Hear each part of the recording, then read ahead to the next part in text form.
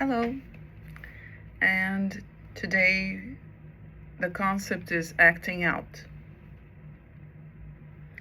According to Freud, action in which the subject, in the grip of his unconscious wishes and fantasies, relives these in the present with a sensation of immediacy, which is heightened by his refusal to recognize their source and their repetitive character. Such action generally displays an impulsive aspect relatively out of harmony with the subject's usual motivational patterns, and fairly easy to isolate from the overall trends of his activity. Acting out often takes the form of aggressive behavior directed either at the self or at others. When it occurs in the course of analysis, whether during the actual session or not, acting out should be understood in its relationship to the transference, and often as a basic refusal to acknowledge this transference. Agieren, or something said in Latin, a term of Latin origin, which Freud uses both verbally and substantively, is not a part of German common usage, so it was agieren. For referring to action or acting, German prefers such words as die Tat, tun, die Wirkung, etc. Freud employs agieren transitively, as he does abreagieren, which has the same root, see abreaction, its object, what is acted out, its instincts, fantasies, wishes, etc. Agieren is nearly always coupled with erinnern, to remember, the two being contrasting ways of bringing the past into the present. Freud observed this contrast essentially in the context of the treatment, with the result that it is repetition in the transference that he most often refers to as acting out. The patient acts it before us, as it were, instead of reporting it to us. Acting out extends beyond the transference proper, however. Quote, we must be prepared to find, therefore, that the patient yields to the compulsion to repeat, which now replaces the compulsion to remember, not only in his personal attitude to his doctor, but also in every other activity and relationship which may occupy his life at the time. If, for instance, he falls in love or undertakes a task or starts an enterprise during the treatment, end quote. The term acting out enshrines an ambiguity that is actually intrinsic to Freud's thinking here.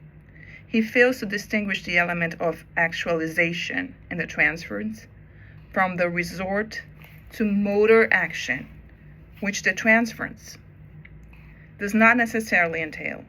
It is hard to see, for example, how Freud was able to go on being satisfied as a way of accounting for repetition in the transference with the meta-psychological model of motility he had put forward as early as interpretation of dreams. The fact of transference, as well as the psychosis, shows us that unconscious wishes endeavor to force their way by way of preconscious system into consciousness and to obtain control of the power of movement. The confusion may be further illustrated by the following definition of acting out, offered by English and English in their comprehensive dictionary of psychological and psychoanalytical terms. Quote, manifesting the purposive behavior appropriate to an older situation in a new situation which symbolically represents it. Transference, which is a form of acting out. Okay. This definition conflicts with the most commonly held psychoanalytic view, which treats the domain of the transference and recourse to acting out as distinct, if not actually opposed to one another, the latter being looked upon as an attempt to break off the analytic relationship.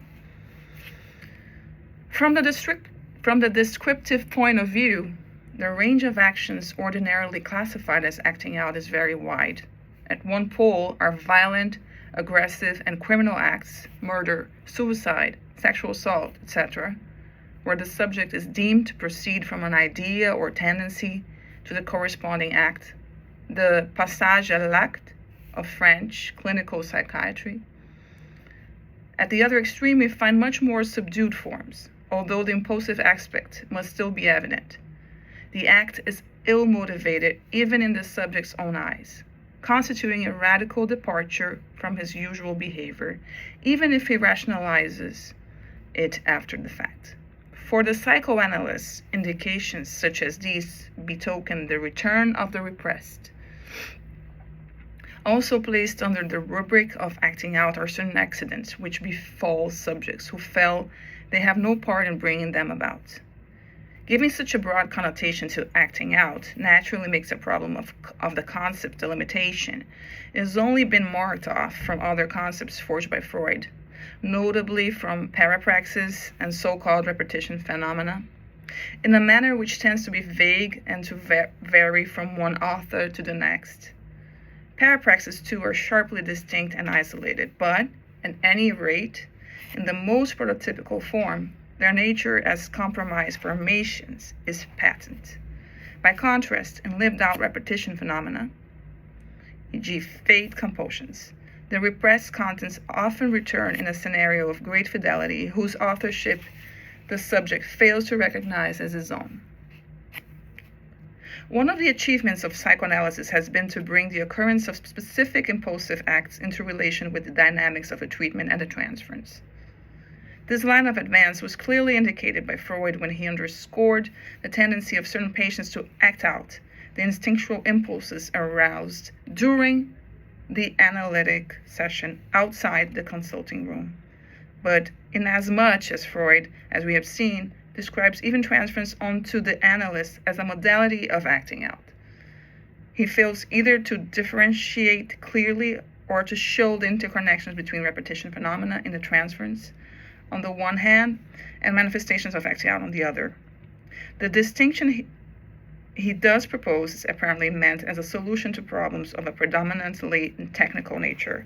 The subject who acts out conflicts outside the treatment has less chance of becoming aware of their repetitive character, and he is in a position, since he is free of any control or interpretation by the analyst, to satisfy his repressed instincts to the limit, i.e., to complete the act in question.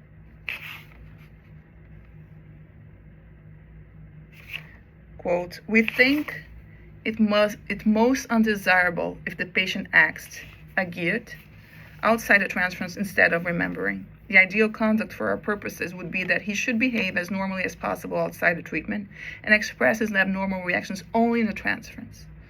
One of the outstanding tasks of psychoanalysis is to ground the distinction between transference and acting out on criteria other than purely technical ones, or even mere considerations of locale. Does something happen within the consulting room or not? This task presupposes a reformulation of the concepts of action and actualization and a fresh definition of the different modalities of communication. Only when the relations between acting out and the analytic transfer have been theoretically clarified will it be possible to see whether the structures thus exposed can be extrapolated from the frame of reference of the treatment. To decide, in other words, whether light can be shed on the impulsive acts of everyday life by linking them to relationships of the transference type.